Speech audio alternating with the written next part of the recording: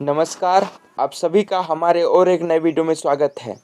आज की इस वीडियो में हम छत्तीसगढ़ माध्यमिक शिक्षा मंडल रायपुर के बोर्ड परीक्षा कक्षा 10वीं के संभावित प्रश्न पत्र सेट 1 लेकर आए हैं। ठीक है, जो कि संस्कृत के हैं और इसमें कुल 3 घंटे दिए हैं और इसका जो पूर्णांक है 75 नंबर का होता है। ठीक है, और इसमें जो आपका जो प्रायोगिक नंबर होता है वो 25 नंबर का होता है। ठीक है ना।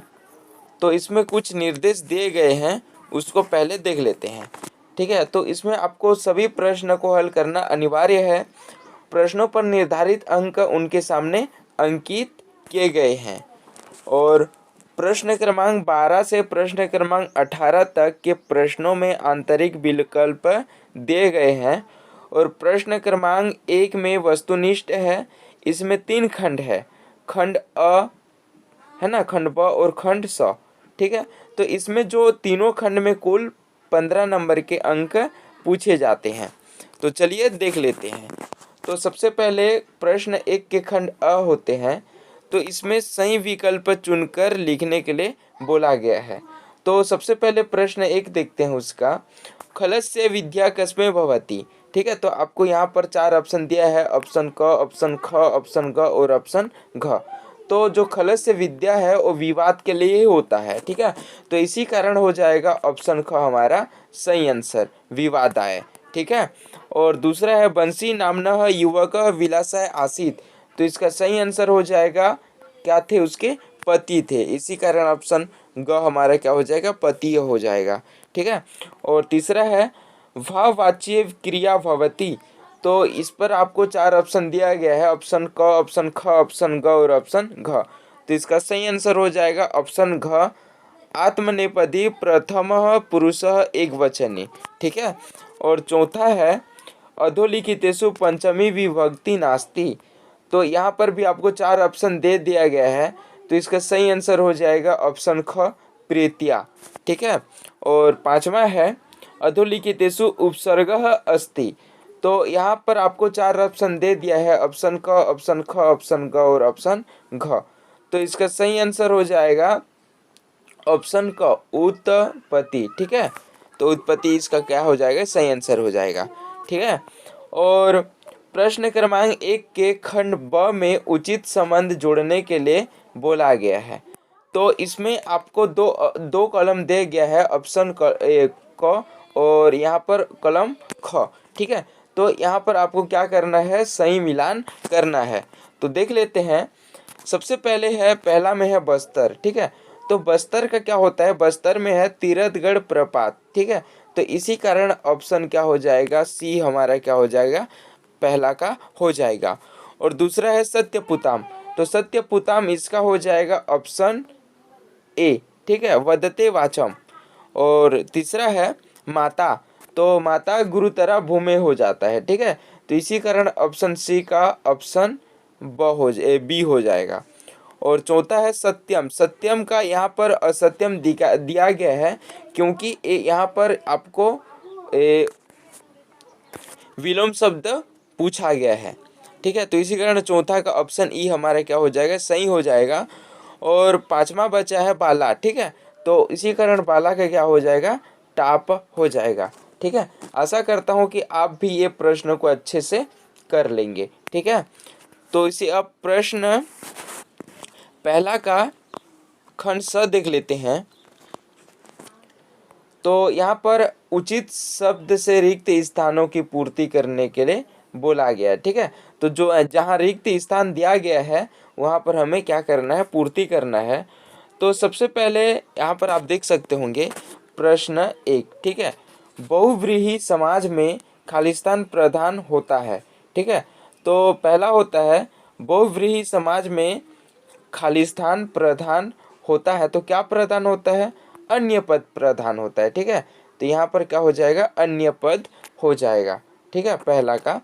और दूसरा है संधि के खालिस्तान प्रकार होते हैं। तो संधि के कितने प्रकार होते हैं, तो संधि के यहाँ पर 3 प्रकार होते हैं। ठीक है, संधि के 3 प्रकार होते हैं। और तीसरा है शब्द के आगे लगने वाले जो शब्दांश को खालिस्तान कहते हैं। तो जो शब्द के आगे लगता है उसको कहते हैं उपसर्ग, ठीक है, और जो शब्द के पीछे लगते हैं उसको कहते हैं प्रत्यय, ठीक है। आप इसको अच्छे से समझ लेंगे, ठीक है। जो शब्द के आगे लगता है जो शब्द उसको कहते हैं उपसर्ग, और जो शब्द के पीछे लगता है उसको कहते हैं प्रत्यय, ठीक है। और चौथा है जलपातेन खालिस्तान विनष्टम जातम, ठीक है। तो इसका हो जाएगा लास्टम, तो लास्टम हमारा क्या हो जाएगा, सही हो जाएगा, ठीक है, चौथा का। और प्रश्न पांचवा का है खालिस्तान सुखम अस्ति, तो त्याग सम सुखम न अस्ति, ठीक है। तो इसका क्या हो जाएगा, त्याग समम, तो पांचवा का त्याग समम हो जाएगा, ठीक है। तो यहाँ पर आपको उत्तर दे दिया गया है, ठीक है। आप इसको अच्छे से देख लेंगे, ठीक है ना। और प्रश्न दूसरा है निर्देश अनुसार उत्तर दीजिए, तो ऑप्शन अ में है अस्मद, इसको आपको सप्तमी विभक्ति में तीनों वचनों में क्या करना है, ये करना है, ठीक है। और ऑप्शन ब है 110 को संस्कृत में लिखिए, ठीक है। जो अंक दे दिया है 110 उसको आपको क्या करना है, संस्कृत में क्या करना है, लिखना है, ठीक है। और प्रश्न 3 है निम्नलिखित धातुओं के निर्देश अनुसार 3 वचनों में धातु रूप लिखिए। जो आपको यहाँ पर 3 वचनों में क्या करना है, इस वाक्यों का धातु रूप लिखना है। तो ऑप्शन अ में दिया है लिख, है ना, लिख धातु दिया है, इसका लट लकार में करना है और उत्तम पुरुष में। और ब में दिया है क्री का लट लकार में करना है, इसका अन्य पुरुष में, ठीक है। तो ये 2 नंबर में पूछे जाते हैं, यहाँ पर आपको अंक दे दिया गया है, ठीक है। और प्रश्न चौथा है निम्नलिखित सामासिक पदों के समास विग्रह कर नाम लिखिए, ठीक है। तो इसके ऑप्शन अ है वीर पुरुष और ऑप्शन ब है यथाशक्ति, इसको आपको समाज विग्रह करके नाम लिखना है। आप यहाँ पर इसके उत्तर देख पा रहे होंगे, यहाँ पर लिखा दिया गया है, देखिए उत्तर व्याकरण खंड में समाज में, ठीक है। आपको आपकी जो परीक्षा सार है या फिर जो परीक्षा बोध है उसके या फिर जो आपके पास जो बुक है उसके व्याकरण भाग में जाकर आपको ये जो प्रश्न है सब मिल जाएंगे, ठीक है। और प्रश्न पांचवा देख लेते हैं निम्नलिखित में धातु एवं प्रत्यय पृथक कीजिए, ठीक है। तो यहाँ पर आपको शब्द दे गया है, तो इसके जो शब्द दे दिया गया है आप उसके धातु, ठीक है, धातु प्लस उसके जो प्रत्यय है वो अलग अलग करना है, ठीक है। तो आशा करता हूँ ये भी आपको समझ में आ गया होगा, ठीक है। और प्रश्न छठवां देख लेते हैं निम्नलिखित अवयवों का संस्कृत वाक्यों में प्रयोग कीजिए। तो यहाँ पर आपको इसको संस्कृत वाक्यों में क्या करना है, प्रयोग करना है, ठीक है। तो यहाँ पर ऑप्शन अ में दिया है सर्वदा और ऑप्शन ब में दिया है बही, ठीक है। उसको जो अवयव है उसको संस्कृत वाक्यों में प्रयोग करना है। और प्रश्न सातवां है अपनी पाठ्य पुस्तक से संकलित किन्हीं 3 सूक्तियों को लिखिए जो इस प्रश्न पत्र में समाहित न हो, ठीक है। आपको अगर जो प्रश्न पत्र मिला है, अगर उस प्रश्न पत्र में जो सूक्ति है, ठीक है, जो सुविचार है, वो जो नहीं दिया है उसको छोड़, जो दिया है उसको छोड़ के जो उस प्रश्न पत्र में नहीं आया है उसको 3 सूक्ति आपको लिखना है, ठीक है। तो ये प्रश्न 3 नंबर में पूछे जाते हैं, ठीक है। और यहाँ पर जो इस प्रश्न पत्र में समाहित न हो तो यहाँ पर आप ये भी लिख सकते हैं, ठीक है ना। तो यहाँ पर दे दिया गया है, आप कोई भी 3 सूक्ति अच्छे से याद करके जाइएगा। और प्रश्न 8वां में दिया है निम्नलिखित गद्यांश का हिंदी में अनुवाद कीजिए, ठीक है। आपको कोई भी गद्यांश दे रहेगा उसको आपको हिंदी में क्या करना है, अनुवाद करना है। तो आप इसको भी अच्छे से देख सकते होंगे। स्वामी आत्मानंद अति प्रभावशाली प्रवक्ता लेखक चपी आसित, ठीक है, जो आध्यात्मक संबंधिनी अन्य विषयाणां च प्रवचने स देश ख्यातिं लब्धवान् तस्य दिखाण्डवं गीता तत्वचिन्तम् इति ग्रंथ समनोहरः अस्ति, ठीक है। आपको इसको भी अच्छे से देख सकते हैं। ठीक है, और प्रश्न 9वां है, आप इसको भी क्या करना है, हिंदी में अनुवाद करना है। तो यहाँ पर आप देख सकते होंगे। ठीक है, तो मैं प्रश्न 10वां देख लेता हूँ। ठीक है, प्रश्न 10वां में है, निम्नलिखित श्लोक का हिंदी में अनुवाद कीजिए। ठीक है, तो आप इसको दिया है आपको जो कोई भी श्लोक दे रहेगा उसको आपको क्या करना है, हिंदी में अनुवाद करना है। ठीक है, आप इसको इसी को भी अच्छे से देख सकते होंगे। और प्रश्न 11वां है, निम्नलिखित श्लोक का हिंदी में अनुवाद कीजिए। ठीक है, तो ये भी आपको 3 नंबर में पूछे जाता है। ठीक है, तो आप इसको भी अच्छे से देख सकते होंगे। और प्रश्न 12 है, निम्नलिखित अपठित गद्यांश को पढ़कर नीचे दिए गए प्रश्नों को संस्कृत में उत्तर दीजिए। आपको यहाँ पर गद्यांश दे दिया है, इसको आपको अच्छे से पढ़ना है और नीचे प्रश्न दिया है उसके उत्तर यहाँ से देना है। तो आप ये है ना, तो ये बोल के नहीं, आपको कोई भी अपठित गद्यांश दे सकता है और आपको उसको सिर पर कुछ करने का नहीं है, इसको आप पढ़ना है और नीचे प्रश्न दिया है उसको अच्छे से उसके जो प्रश्न है उसके उत्तर लिखना है। ठीक है, और इस आप चाहे तो इसको भी अच्छे से देख सकते हैं, है ना। और यहाँ पर आपको जो प्रश्न दिया है इसके जो आंसर है यहाँ पर दे दिया गया है इसी गद्यांश का। ठीक है, तो आशा करता हूँ ये प्रश्न भी आपको अच्छे से समझ में आ गया होगा।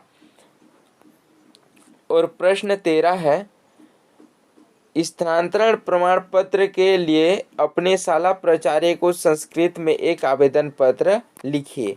ठीक है, और 8वां में दिया है, अपने विद्यालय का वर्णन करते हुए संस्कृत में अपने मित्र को पत्र लिखिए। ठीक है, अपने जो विद्यालय है उसका वर्णन करते हुए संस्कृत में अपने मित्र को एक पत्र लिखना है। और प्रश्न 14 है, निम्नलिखित में से किन्हीं 4 प्रश्नों के संस्कृत में उत्तर दीजिए। ठीक है, इसका जो प्रश्न 1 है, कोरबा नगरम किमर्थम प्रसिद्धम। ठीक है, जो कोरबा जो नगर है वो किस लिए प्रसिद्ध है। और प्रश्न 2 है, साधो शक्ति किमर्थम प्रसिद्धम। ठीक है, और प्रश्न 3 है, मत्स्य पालन क्षेत्रे कः पुरस्कार दियते। जो मत्स्य पालन क्षेत्र है उसमें क्या पुरस्कार दिया जाता है। और प्रश्न 4 है, खाद्य पीयूषत्रः कः। ठीक है, और प्रश्न 5वां है, संस्कृतम कीदृश्यम अस्ति। ठीक है, संस्कृतम कीदृश्यम अस्ति। और प्रश्न 6वां है, तंडुलस्य पाक कार्यम कः कुर्वन्ति। और प्रश्न 15वां है, निम्नलिखित में से किन्हीं 4 प्रश्नों के उत्तर हिंदी में दीजिए। ठीक है, आपको यहाँ पर प्रश्न संस्कृत में दे रहेगा लेकिन उसका जो आंसर है आपको संस्कृत में ही देना पड़ेगा। ठीक है ना, तो प्रश्न इसी का पहला देखते हैं, कस्मात् बुद्धिनाशो भवति। ठीक है, और प्रश्न 2 है, कः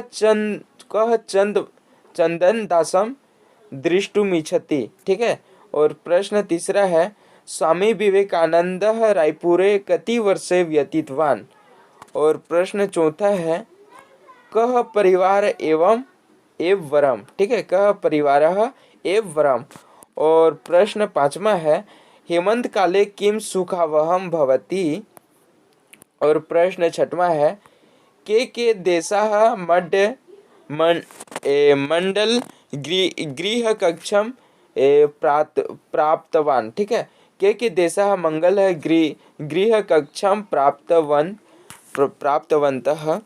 और प्रश्न 16वां है, अपनी पाठ्य पुस्तक के कंठस्थ किए गए किन्हीं 2 सुभाषित श्लोकों को लिखिए जो इस प्रश्न पत्र में न आए हो। ठीक है, आपके जो पुस्तक है उसी से किन्हीं 2 श्लोकों को आपको लिखना है जो कि आपके प्रश्न पत्र में नहीं आया हो। ठीक है, कोई भी लिख सकते हैं आप।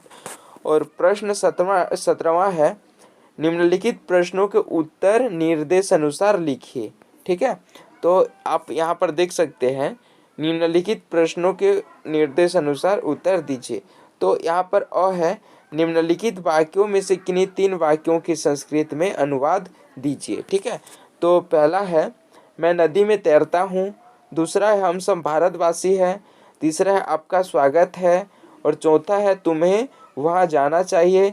और पांचवा है उसने मुझसे मार्ग पूछा। आप इन्हीं पांचों में से कोई तीन आप यहाँ पर दे सकते हैं। और इसी का खंड ब का दूसरा देख लेते हैं। निम्नलिखित में से किन्हीं तीन वाक्यों को शुद्ध करके लिखिए। ठीक है, तो ये जो अशुद्ध वाक्य है उसको हमें शुद्ध करके लिखना है। ठीक है, तो पहला में दिया है मयूरः मधुरः अस्ति। दूसरा है वयम कुत्र गच्छन्ति। तीसरा है सा जलम पिविच्छति। और चौथा है कविवर्य कालिदास श्रेष्ठ। ठीक है, और पांचवा है सह सहीने विभिते। ठीक है, उसी प्रकार प्रश्न 18वां और लास्ट है निबंध लेखन। ठीक है, निम्नलिखित में से किसी एक विषय पर संस्कृत में 16 वाक्यों में निबंध लिखिए। ठीक है, आपको 16 वाक्यों में निबंध लिखना है और इसके जो नंबर है वो 8 नंबर में पूछे जाते हैं। ठीक है, 8 नंबर में पूछे जाते हैं। तो आपको यहाँ पर चार निबंध दे दिया है। पहला है सदाचार, दूसरा है होली का उत्सव, और तीसरा है मम प्रदेश छत्तीसगढ़, और चौथा है मम दिनचर्या। ठीक है, इन चारों में से कोई एक तो आने की संभावना 100% है। ठीक है, और ये होली का मेरे है ना, होली का ये जो होली अभी आ रहा है ये प्रश्न आने की संभावना 100% है। आप इसको अच्छे से तैयारी करके जाइएगा। ठीक है, और आशा करता हूँ कि ये सभी प्रश्न आप अच्छे से प्रिपरेशन कर लेंगे।